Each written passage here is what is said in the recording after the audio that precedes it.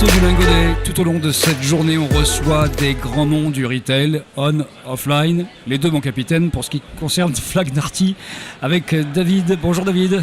Bonjour. Fnac, la Fnac, c'est vraiment le symbole même de l'entreprise traditionnelle du retail qui s'est réinventée depuis une petite dizaine d'années en ligne. C'est vraiment, tout le monde cite ça en exemple. Qu'est-ce qui s'est passé? Comment ça s'est fait, ce petit miracle-là?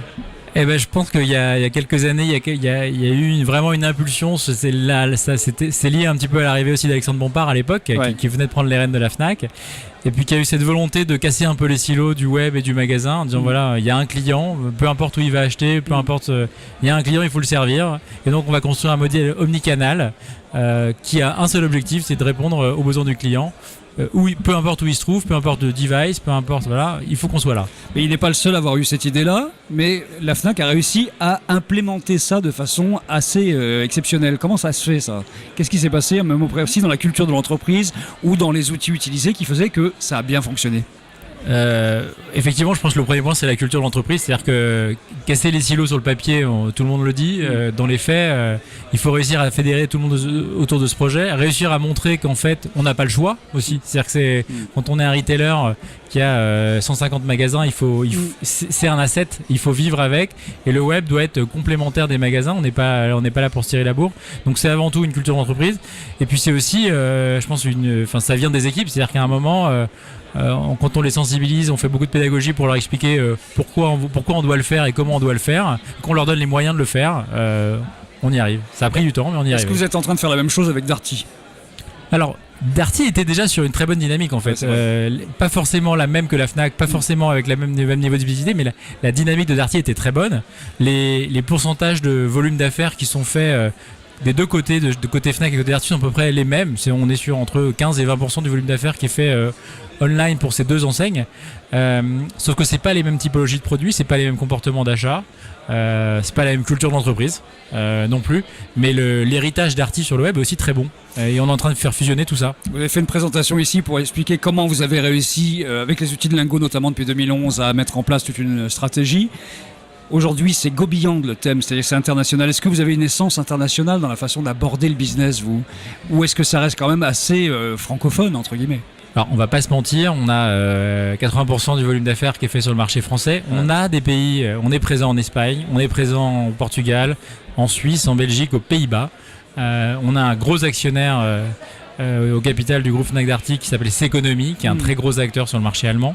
Maintenant, donc, on est là pour soutenir le développement des nouveaux pays, mais la France reste quand même le marché historique du groupe Fnac Darty, quoi. Qu'est-ce que vous avez dit tout à l'heure sur la scène que vous n'avez pas dit ici, là? Je dis tout, moi. J'ai pas de secret. Non, il n'y a pas une question, quelque chose qui vous a permis d'exprimer une autre façon de penser la dynamique qui a été faite et celle que vous poursuivez ou que vous mettez en place vous-même? Non, je pense que, on l'a dit tout à l'heure, c'est des convictions aussi d'une équipe. C'est un projet, c'est un vrai projet d'équipe. Je pense qu'on a.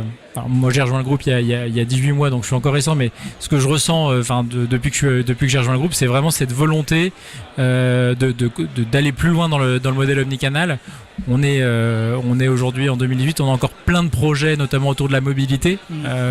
Pour aller un peu plus loin et barrer la route à notre grand concurrent américain dont je ne citerai pas le nom. Comment est-ce que vous faites de la connaissance client de plus en plus pointue aujourd'hui? Quel est l'enjeu principal de la connaissance client pour vous?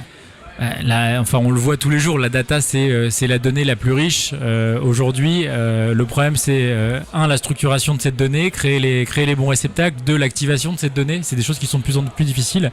Nous on a une chance, c'est que justement on a un programme d'adhérents à la Fnac qui est très fort. On a 5,5 millions de membres et on utilise toutes ces données pour justement essayer d'avoir des choses qui sont très personnalisées, et vraiment très segmentées, ciblées, activées. On peut avoir beaucoup de données, mais si on l'active pas, c'est pas un asset. Et nous, on est vraiment dans cette culture de l'activation qui est très forte. On a parlé tout à l'heure avec Nenad Setkovic de Lingo, des grandes tendances, et notamment ces tendances on-off, à la fois retail et puis digital, dans les deux sens d'ailleurs. Les Chinois sont plus forts dans le côté d'aller du physique au digital. Non, c'est le contraire d'ailleurs, du digital au physique, et puis nous c'est le digital en fait.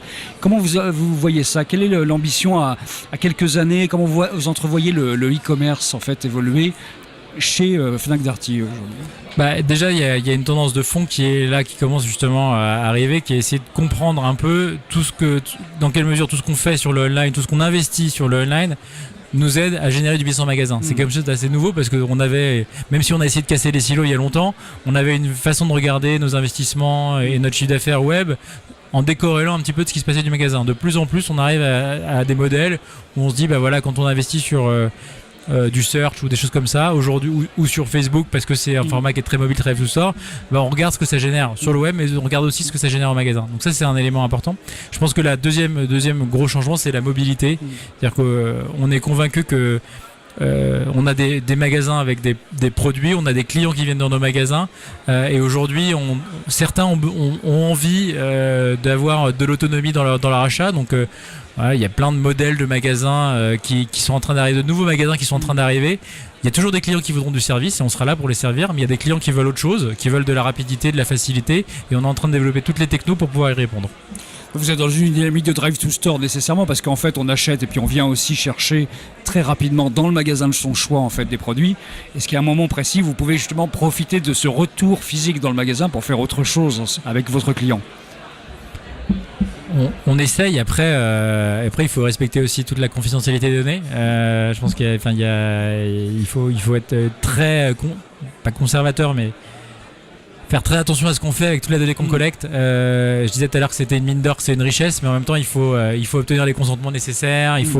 C'est des éléments qui sont très importants et on est très très vigilant au respect de la protection des données de nos consommateurs. De manière RGPD et plus connaissance client, il faut faire attention. Exactement. Il y a une limite, il y a une frontière à ne pas dépasser. Ouais, et vous êtes vraiment très sensible à ça aujourd'hui. Voilà.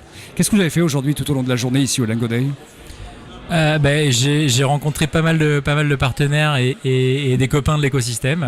C'est toujours un moment fort ce Lingo Day dans l'année, dans le calendrier, quelques semaines après la rentrée, que ce soit des partenaires avec qui on travaille, des prospects avec qui on discute, ou des pairs avec qui travaillent chez d'autres retailers ou d'autres acteurs de e-commerce avec qui on est là pour échanger un peu sur les tendances et les performances du mois de septembre et comment ils appréhendent le Q4 qui est un gros temps fort commercial chez tout le monde. Donc on échange beaucoup. Ouais. Oui, parce que même si les groupes sont évidemment en concurrence les uns avec les autres, les responsables web, marketing web de grands groupes communiquent assez régulièrement entre eux. Et il y a un minimum d'échange qui se fait en fait sur des bonnes pratiques aussi. Et ce qu'on ne sait pas toujours en fait, mais c'est pas du tout la guerre nécessairement entre vous. Hein. Non, pas du tout. Il y a effectivement quelques temps forts dans l'année où on se croise et c'est toujours un plaisir d'échanger. Ouais. Je pense qu'on a tous, on est tous de day to day sur nos business, mais après on se retrouve parce que on a des stratégies, des mix marketing qui font on est en concurrence sur les enchères sur Google, mais dans les faits, on cherche tous à faire la même chose. Et puis c'est aussi comme ça que l'écosystème a grandi et qu'il est aussi gros aujourd'hui. Quoi. Merci d'être passé nous voir, David. Merci.